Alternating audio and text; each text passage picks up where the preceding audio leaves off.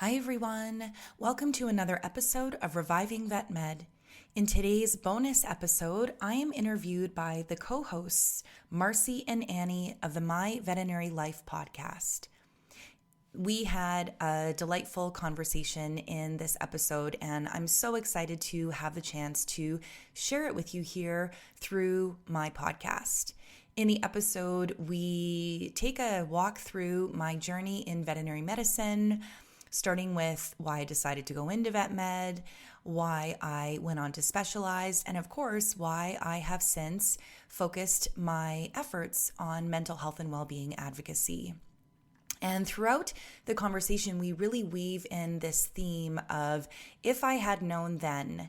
And this, came up in conversation when I connected with Marci and Annie, where we were just, talking about what could be some topics for the episode, and really felt that this was very appropriate. And I hope you will find lots of tools and strategies for you to consider in terms of fostering your own mental health and well-being, and maybe even embarking on your own journey to mental health and well-being advocacy. So with that said, I'm really excited to share this episode with you. So let's go ahead and get started. This is the Reviving Vet Med podcast, and I'm your host, Dr. Marie Hollowaychuk. And my mission is to improve the mental health and well-being of veterinary professionals around the world.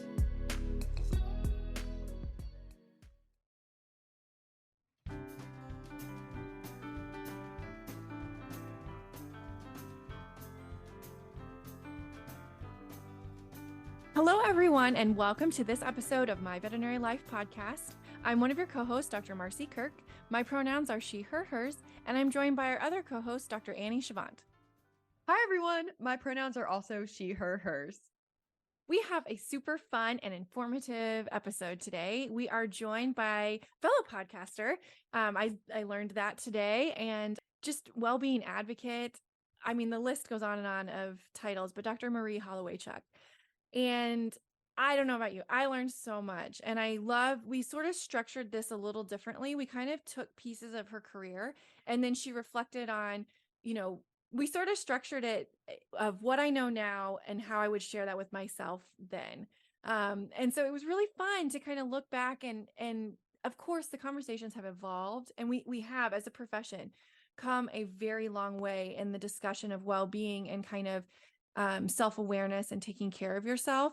And she brings up so many good points, and I just really appreciated the conversation. And for me, it just hit home of the different stages of our career and how you can make these things work for you. So I took away a lot, a little too much to maybe highlight in the intro. So I'm just hoping people will listen to the entire episode. So it was great. I thoroughly enjoyed it. So, but I'm curious, because this was really, I think, your first time meeting Marie.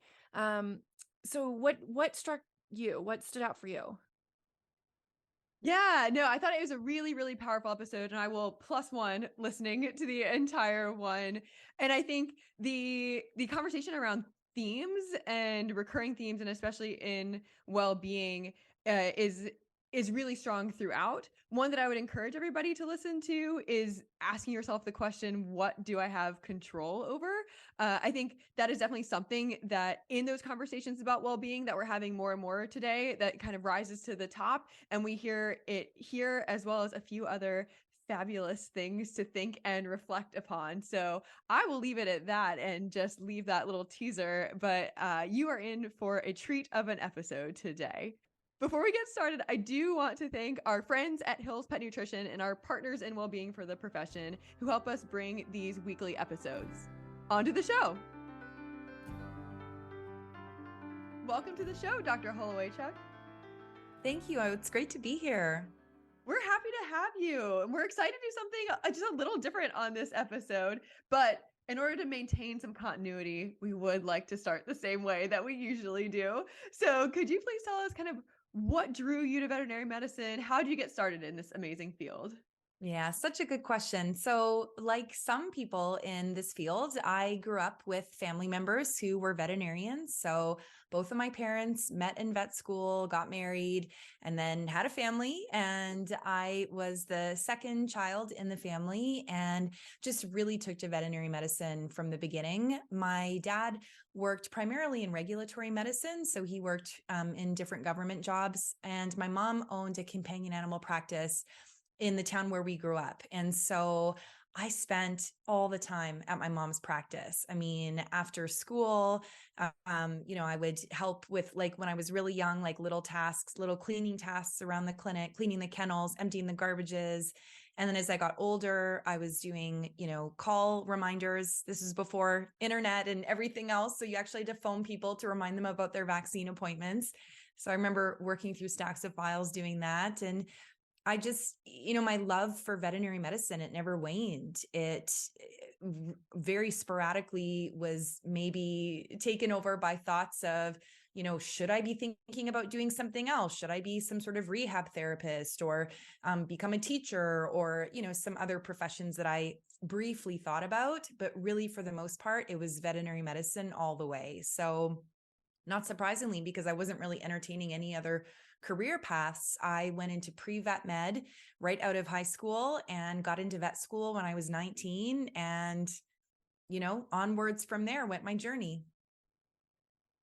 I really appreciate that. It's really interesting that both your parents had such different examples for you of what veterinary medicine can be, because many times we have like a very narrow view. And what's really exciting that we're going to dig into is your story has kind of gone on some different trajectories than I would guess you maybe initially set out for. And so I think it's going to be really interesting to how all of this plays together. So I didn't know that about you, and not that I know everything, but we've crossed paths many times, and so I just think that's really cool that you had that exposure. And I I do think doing those little tasks does indicate how committed you are, because the first veterinary clinic I worked at, and this was very much before, computer records and things. We had computers to check people out, but we even still had the credit card things, that you can like, you do, I'm making a Yes. motion, that you like swipe, with the carbon paper and stuff. But I Yeah. would even just be excited to like relabel the folders that the records were in, because I was just excited to be a part of the atmosphere and be in that field at all. So I really like that. So what we Annie kind of teased this. We're going to do something a little bit different today and sort of walk through the different stages of your career and how you got there, and then kind of reflecting back on what you know now, because much of your work now is kind of dedicated in the well-being space, and I'm guessing we're going to uncover sort of where that came from. So we know how you got to veterinary medicine, and you started at quite a young age.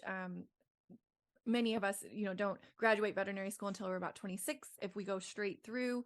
So you were a little bit on compared to the United States schools, on an accelerated trajectory. So what did life look like right after veterinary school? What did you pursue, and what were kind of your goals? Yeah. So as you said, Marci, my life has taken a very different path than I thought it would initially. Having spent so much time growing up in my mom's companion animal practice, I thought, well, this is a no-brainer for me. I'm going to finish vet school and then I'm going to come back and I'm going to work at my mom's practice. And someday, I'll take over the practice and I'm going to be a companion animal practice owner, just like my mom has been. And the further I got into vet school, the more I learned and the more I was exposed to other aspects of veterinary medicine. And it was especially during my third year and my clinic year where I was exposed to different specialties that I thought, wow, like there's emergency medicine and you can be a surgeon and there are neurologists and, all of these things. And I just felt so called to just, spread my wings a little bit per se and do something a little bit different. So I did decide after veterinary school graduation to do an internship. So I headed down south of the border to Washington State University, where I did a rotating small animal medicine and surgery internship. And it was during my internship that I just fell in love with emergency medicine. My mentor was an emergency and critical care specialist.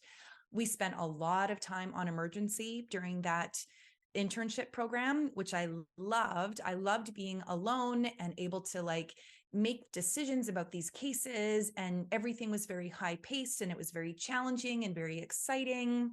And the clients were always so grateful. And I just loved it. I couldn't imagine doing anything else. And I fell in love with research and reading articles and learning and growing and expanding my knowledge and, asking different questions. And I think that's where really my love of learning and development and teaching and academia really stemmed from. And not surprisingly, during my internship, I applied for an emergency and critical care residency. And I toyed a little bit with the idea of doing internal medicine because I so enjoyed my internal medicine rotations as well. And briefly thought about doing both at the same time. At the time, there was some combined medicine and emergency residency programs. But ultimately, I matched at North Carolina State University, which is where I then went on to complete my residency program in emergency and critical care before graduating in 2008, board certified. So, yeah. Wow, that's quite the path already, and we're just getting started. So, so there are a couple decision trees there in terms of internship, not internship, and then further education, residency, not residency, even after the internship, and it's quite a rigorous career path. I know we've had a couple of guests on the show that also have chosen to specialize, and I love to focus in a little bit on kind of your experience with those. Either with the medicine or kind of beyond. So if you knew then what you know now, what would you tell yourself during those internship and residency years? Oh my gosh. I would say, start as early as possible practicing self-care and paying attention to your mental health and well-being, and just taking steps to take care of yourself, getting those healthy habits instilled early. I'm lucky because I grew up in a household where we were all very healthy. We had active lifestyles, we ate healthy, we didn't have a lot of screen time. I mean, again, back in that day, there was no smartphones. But we didn't watch a lot of TV. We spent a lot of time outside. So, it's not that I was unhealthy during my internship and residency, but looking back, I didn't have the best coping strategies.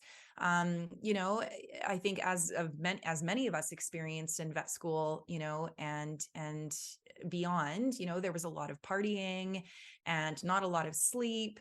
And, when I was feeling stressful, I can remember having many, many, many tearful breakdowns during my training and just not really knowing how to cope with it, and maybe talking to some friends and, trying to deal with it as best I could, but often dealing with it in not super healthy ways. So I think, I was really starting to go down this path of perfectionism and workaholism. And just, during my internship, I think I must have written, I don't know, 3 papers or something like that, which is unheard of as an intern. Like, interns don't write papers, or they might write 1 paper. But I was like whole hog, doing all the research, writing all the papers, working all the time. Don't get me wrong, I would go out for the occasional hike in Washington and have the occasional weekend off, but there wasn't that awareness and that rigorous to, I need to take care of myself. If I'm going to spend all this time dedicating time to my patients and my studies, I need to give that same care to me by going to bed early, exercising routinely, maybe taking advantage of the student mental health services that are available. I don't think I talked to any mental health provider, certainly during my internship, maybe once during my residency after my dog passed away. And I'll be honest with you, that was forced upon me by my mentors who were really worried about me. So, I wish we had that conversation back then around well-being and mental health and self-care and so many of the things that we're so lucky to be talking about in the profession today. And I can't stress it enough, starting that as soon as possible in your veterinary career, whether that's pre-vet, vet school, wherever you are, but to start those habits as soon as possible, because otherwise you get 20 years into your career like I did. And it's like, whoa, this isn't working for me anymore. So yeah. Yeah, thank you so much for sharing that, because I think it is important. I do think there's a lot more awareness now than there was then. So I think that's great. One of the best things that I thought really helped me, that I would have loved to have known when I was a student, because I like checking boxes. I like, I think maybe we were talking about, like, I love to write something on my list and like scratch it out that I've done. But when Dr. Jen Brandt introduced to me the 9 dimensions of well-being, and understanding that if I can do even just a little bit in each of the boxes, that is helpful. Now, when we're in veterinary school, like, I might not be getting all the names right, but the intellectual one, check. Like, you got that covered. You don't need to go search anymore out. But for me, the social, the physical, like, those things were really missing. And so, but I notice that when my life starts to feel a little bit chaotic, I'm like, which of those am I missing? Is it finances? Is it spiritual? All the different environmental, am I doing, and some people might be like, I don't need another box to check. But I promise, if you find, some of these things can be multiple things. You could take a walk with a friend. So then your social, environmental, and you could talk about something intellectual. So you can check multiple things. But I just found that little tidbit was really helpful, because you were checking for sure intellectual and, like, work, because you were really working on advancing your career. Publishing 3 papers, I can't, in a year, I can't even imagine, let alone doing an internship on top of that. So you were checking, but it was like it was skewed into like 2 boxes. So I don't know. I'm just throwing that out there for people, that I think that is something to reflect on. It's like, what's missing in my, I don't know if it's like my repertoire of things that I can grab whenever I'm feeling stressed. Yeah, that's great advice, Marci. Honestly, it's something I talk a lot about now with veterinary team members, is this holistic approach to self-care in the context of these wellness dimensions. And it's, you think of it as this pie of wellness for yourself and self-care activities, that you really do want to dabble in each piece of the pie. And you're right. I think some of us excel at one or more of those dimensions, and then we sort of forget about the spiritual side of things, or the social side, or the financial side, or whatever it might be. Mm-hmm. So really remembering that it's not just about the sleep, the eating healthy, and the exercise. There are so many other facets to our self-care. And again, this was language that I didn't have back then. And I wasn't even aware. Like, and as an intern, we're making no money. Of course, that is a stressor for me, that I'm having to like budget and this, that, and the other. But I never had, the forethought to plan and to prepare for that. It was just never, it was just wasn't discussed. Mm-hmm. Yeah, I just, that's very well said. So you went on, you did your residency, and I'm curious, what was next? What happened after your residency? Where did you go? Where did your career take you, and how did you manage those stressors? Yeah. Well, here's where it gets juicy.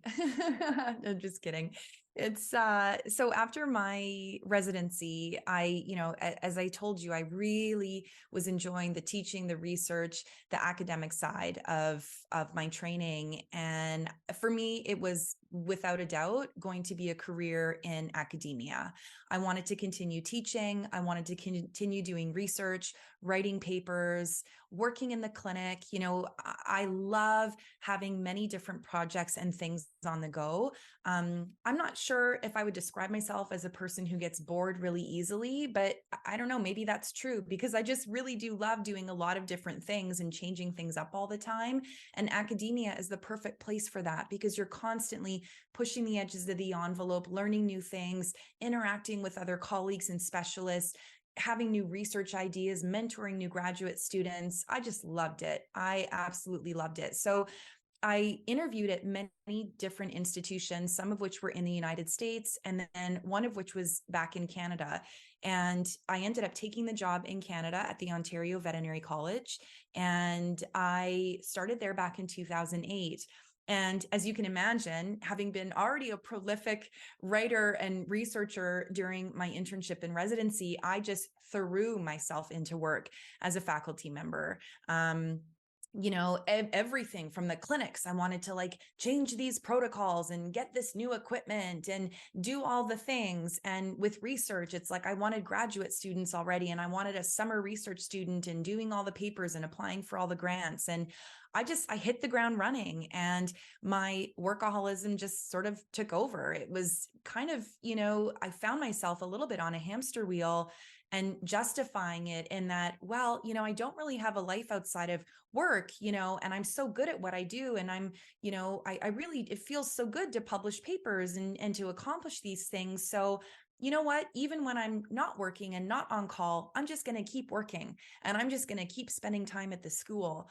And as you can imagine, it was kind of a recipe for burnout. And again, this is 2008 to 2013. And so now we're starting to have this conversation around veterinarian, well-being and mental health. Like now we're starting to talk about some of the issues the profession is facing, or individuals in the profession are facing. And, so the conversation was starting, but it definitely was nowhere near the focus of what I was concentrating on. I was researching sepsis and biomarkers and hemostasis. I was not thinking about well-being.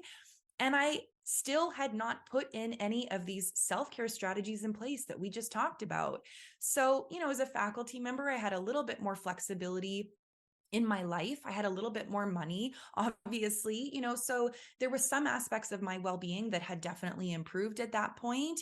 And I was still not prioritizing many other aspects of my self-care. So, what I wished I had known then that I know now would have been, I absolutely needed some work-life separation. There was no work-life separation in my life. It was just all work. Because even when I wasn't on call, I was working at home. Or even when I was on call, but I wasn't actually needing to be there, I was in my office getting other work done, because I thought, well, what if they end up needing me? And, it just sort of persisted. There was no boundaries in my life. I was working on the couch, working till late hours, working on the weekends, just so immersed in work that while I was, yes, going to the gym, and I was getting into a rigorous yoga practice and training for some triathlons. And, I was taking care of myself from a physical standpoint. I still wasn't prioritizing sleep. In fact, at this point, I was really struggling with insomnia, probably because I was working so much and not, having that separation and that disconnect before going to bed. I was experiencing some, even like interpersonal conflicts would come up at work, and I wouldn't have the emotional awareness or the bandwidth to process them and address them appropriately. Again, not having the best coping strategies, not taking care of my mental health. And to be honest, it just sort of spiraled a little bit from there. So I started to experience some physical health problems. It's my first, diagnosis of irritable bowel syndrome, and which is, commonly known as a stress-related physical symptom. I was having a lot of headaches and experiencing a lot of anxiety to the point of panic episodes sometimes. And I remember connecting with, I had a physician there who was very, very good. And I also was seeing a natural health practitioner, a naturopathic doctor. And I remember her saying to me one day, like, Marie, like, at what point are you going to recognize that this is not sustainable for you? Like, this amount of work and this pace of work and everything that you're doing, for this career, this is your body basically telling you that this isn't working. And so, yeah, it was, after a lot of thought and deliberation, and like I said, various healthcare providers, saying that to me, that I decided, okay, I guess I'm just not cut out for this job, and I'm going to have to put in my resignation. And so, at the time I was really missing my family and my friends on the other part of the country in Western Canada, where I had been, where I'd been born and raised. And So I sort of justified it to myself. Well, I'm going to move closer to home and maybe this will be better for me. But at the end of the day, I honestly, nobody at all at that time even used the word burnout. It was just sort of like, this isn't sustainable. And I knew it wasn't sustainable, but I didn't know what was happening. So I did what many veterinary team members do. I just left the job. And I thought I'll just do something else in the profession closer to my family and it'll all be better. And so that was the end of that chapter. I just want to emphasize that is that you like often we leave the job, but like we still go and all of our habits and all of our tendencies, still go with us. And sometimes it is the right move, right? And obviously this is taking you on quite a ride.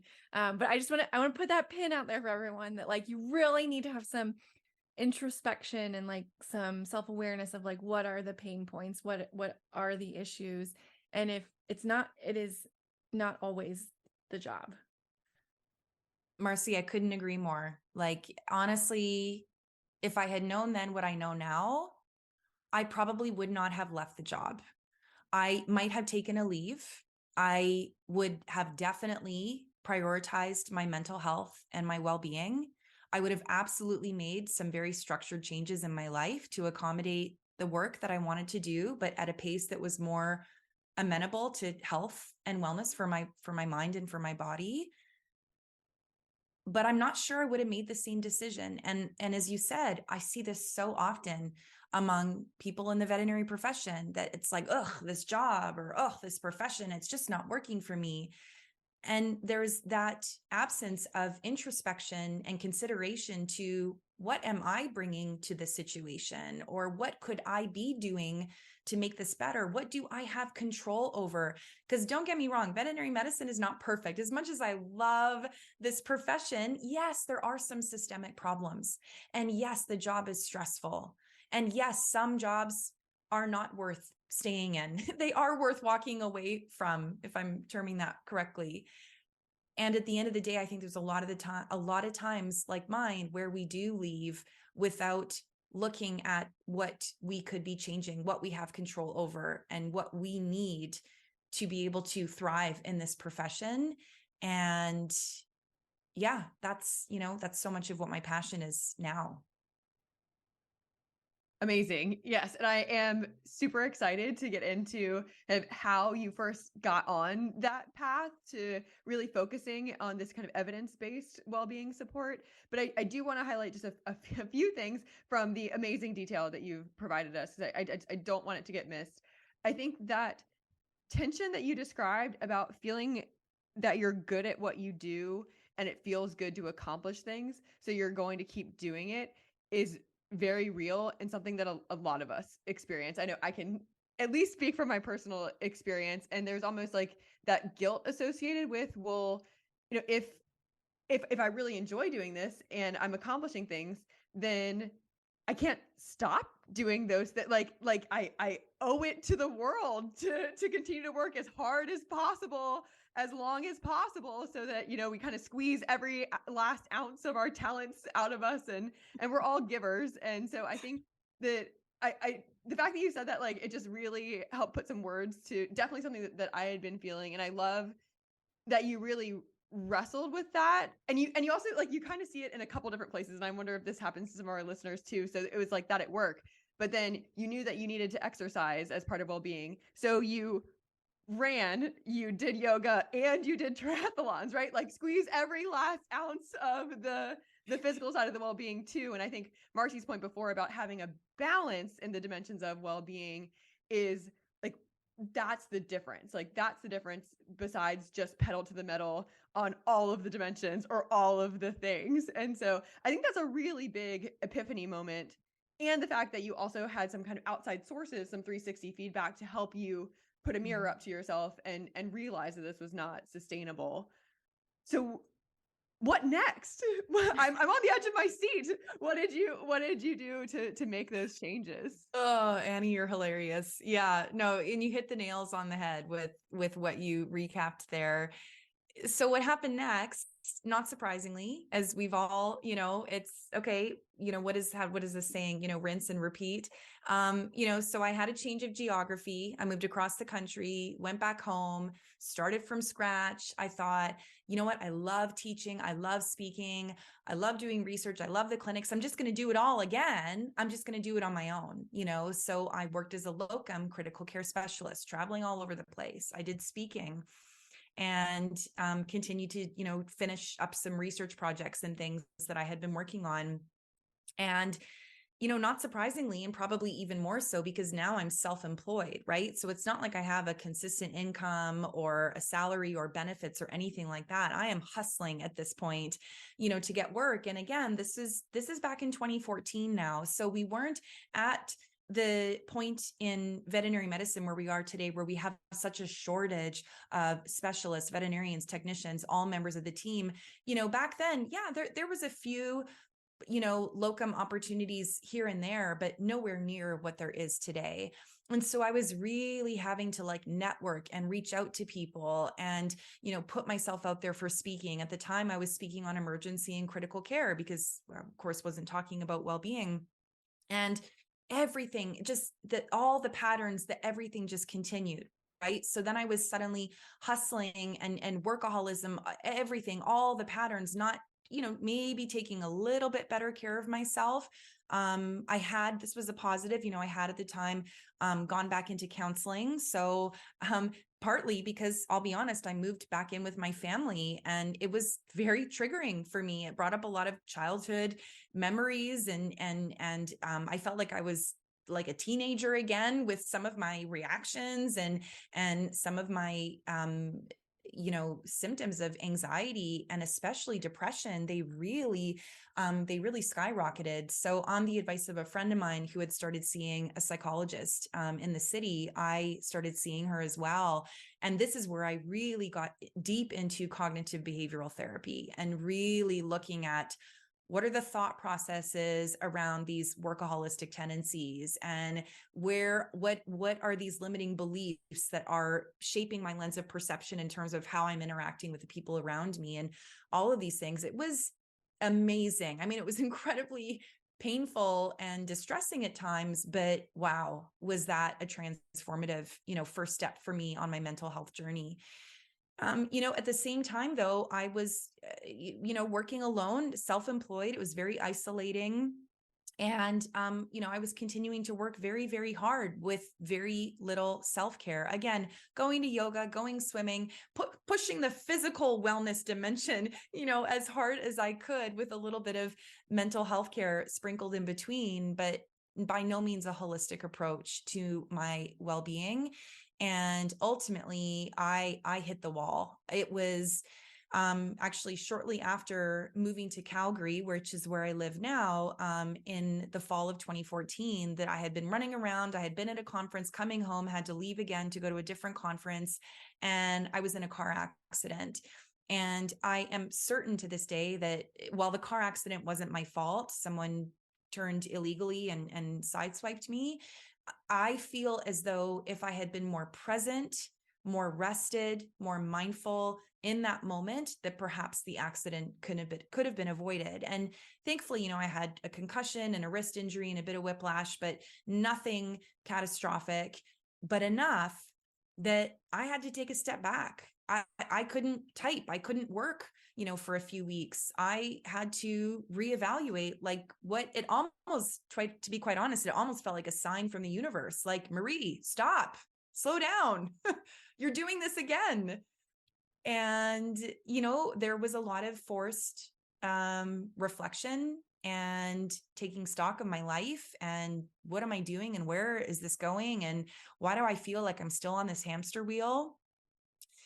And I ended up actually using some of the money from the accident settlement to do my yoga teacher training. And I did a month-long immersion of a 200-hour yoga teacher training, and it was an absolutely transformative experience for me.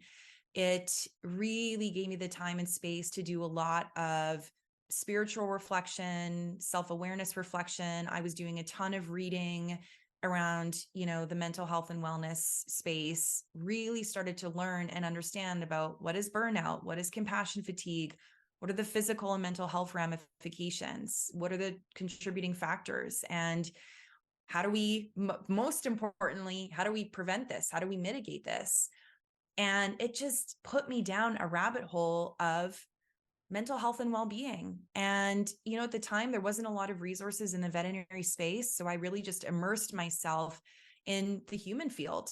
I joined the the association in the US for national health and wellness. I went to their conferences a couple of years in a row, just did a ton of reading, research articles, books, podcast episodes. I did some certifications. I did basically whatever I could to start to delve into this space and to understand better what the issues were. And it was from there ultimately that I took a step back and I said, this has been fast forward months, a year down the line, and feeling so much more transformed in terms of my own life, my own boundaries, my own self-care, my own mindfulness practice, my own mental health, all of these things, to the point where I was like, this is what the veterinary profession needs. Like, we need to talk about this. I needed to know this information 10 or 15 years ago. Students need to know, new grads need to know, current practitioners need to know, everyone needs to know. And and that's what put me on the path of being an advocate and an educator in this space. Thank you so much for sharing that. I wrote down a couple of things that I took from that. And first was, seeking help and finding the right person to help you as a therapist or psychiatrist. That it really does make a big difference. And it is finding the right person, right? Like, you got to have someone that will challenge you and that will ask the tough questions and hold you accountable for it. So sometimes it takes a couple of times to find the right fit, but it is totally, totally worth it. And just from hearing it, it did seem like it was almost, you'd repeated the behavior. So something big or little had to happen to like snap us out of it. And so I love that you decided to take that and say, I'm going to go out and advocate so that doesn't have to happen to somebody else. Because, like you said, I did chuckle a little. Like, I was lucky. It was just a concussion and whiplash and like a sprained wrist. And I was like, that's a lot. So I could have been, I understand what you were saying. It could have been a lot worse. But I love that you turned that around into, first off, you didn't just go out and try to help other people, right? Like, you focused on yourself. So you already took a step that was missing from the first move, across the country. So I think that's really important. And I think we are starting to hear those conversations. We are starting to embed it. And it has to meet the person at the right time whenever because just going back on your story too, you had already seen a mental health professional, but that you said at the beginning was forced on you. So that wasn't necessarily set up for success. It has to, so that's why we just have to keep putting these ideas out there and keep sharing these stories and keep these concepts in front of people, because at that moment when they are ready for it, it's all right there. So I just think that's really cool. And I just really appreciate everything you're doing in that space. That's such a good point, Marci. Honestly, is a lot of people come to me and they say, like, how do I get my team member to take care of herself? She's a workaholic and perfectionist and, doesn't practice any self-care. And the reality is we can't make anyone do anything. My mentors, insisted that I have a session with the school counselor at the time because I was feeling depressed after my dog had passed away. But there was no follow through. And, for individuals, like you said, we can put this information in front of them, but they have to be ready. Right. And, as a coach, especially, and I know mental health professionals will say the same thing, you can only help someone as much as they want to be helped. And at the time, I didn't think I needed help. I thought, this is working for me. Look how productive I am. Everything's great. This is wonderful. Yep. Until it wasn't, so it's an important point.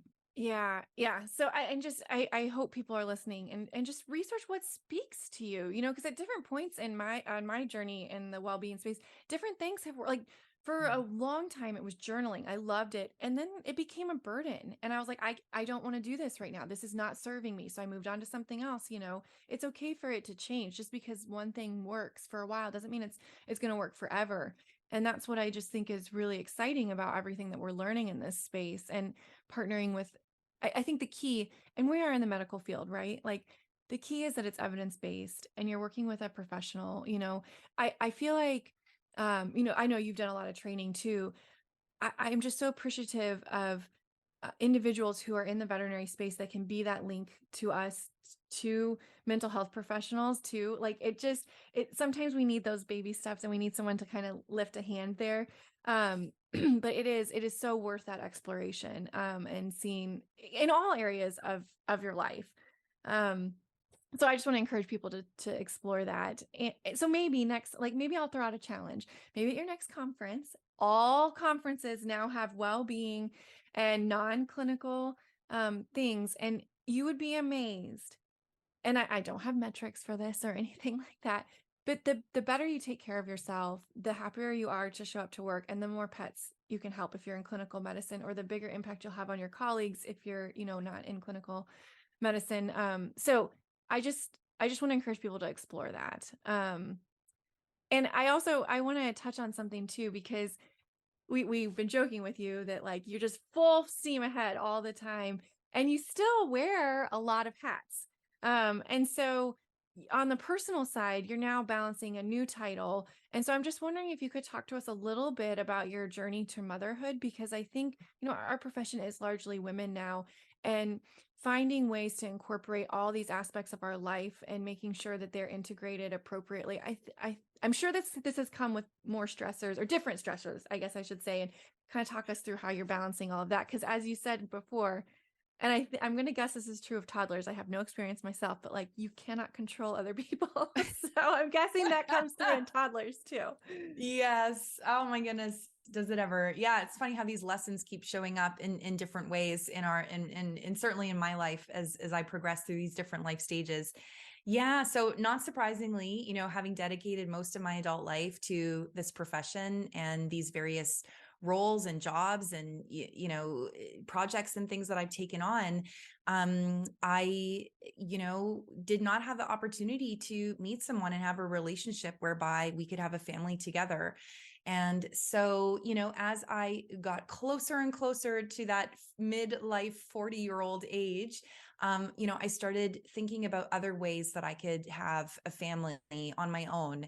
And I ended up becoming a single mom by choice in 2020, June of 2020. So I had my daughter by anonymous donor, and she is just incredible. She's 2.5 years old now. And yeah, she's a toddler, so she is challenging, and she's getting close to that three-nager year, which she's already. I so many times I'm like, oh my God, are you a teenager or are you a toddler? Because just the back talk and everything else, she's constantly pushing my boundaries.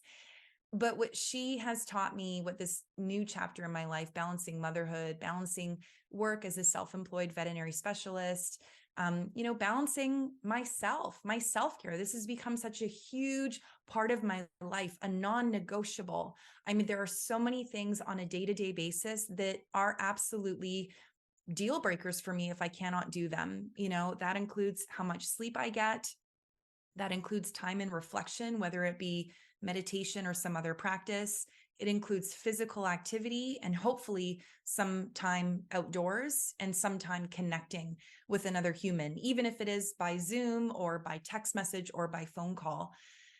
And it's a lot to juggle, including having a toddler. And what it has taught me or reminded me is that boundaries are so important. I mean, I have to have boundaries around the work that I do so that I have this time carved out for this other little human that is very dependent upon me and my own self-care and my own dog, and running a household and all of these things. And so just recognizing how important these things are, and also reinforcing this idea, which is, I think, what all veterinary professionals need to remember, is that if we are not taking care of ourselves, we cannot take care of anyone else. And I see this with my daughter right in front of me. If I am not getting that sleep, if I'm not feeding myself, if I'm not tending to my own needs, if I'm not seeing my therapist regularly or whatever it is impacting how I am able to care for her or in what way I show up for her. And the same thing happens for me at work. And I'm certain that the same thing happens for all members of the veterinary team in their own work and home lives. So I think that's been the biggest lesson that I've learned in this new chapter of my life. Thank you for sharing that journey to motherhood. I think it's really important for us to talk about, just as humans in our profession, the various ways that you can get to the things that you want in life and pursue a family and pursue a career, and how to juggle all of those things as well. A theme that I'm hearing is sort of recurring patterns and picking up on those, like the lessons that you learned earlier have a way of coming back around, or reincarnating themselves, as one may say, into your toddler, and hearing them again from that. And I think that's a really important thing. And I think it's a really good thing for us to sort of conclude on, because you talk about the importance of reflection. And I think patterns are a really important component of that reflection. And so you said a really interesting term that I liked. I think you mentioned it the first time that we talked as well, the rinse and repeat. And I think that's going to be my challenge for our listeners today, of like, what aspects of your life right now are you in that rinse and repeat mode? Why? And what are some steps that you can take to make that next habit a reality in those patterns? Because I think we can so easily, as you can hear throughout the episode, we can so easily get on that hamster wheel that you talked about and just keep rinsing and repeating. And I love how passionate you are about taking that step back and doing the hard work of the reflecting. I think that's the hardest work of all, and taking care of ourselves so that we can take care of others. So thank you so much for shedding light on that wide array of really important things to take home today. Oh, it's my pleasure. Thank you. And thank all of you for joining us on this episode of the My Veterinary Life podcast. We love sharing this journey with you. And remember, we want to hear from you. So please be sure to leave us a ratings and review on Apple Podcasts or whatever platform you listen to. And you can also email us at mvlpodcast@avma.org. Take care, and we'll see you next time.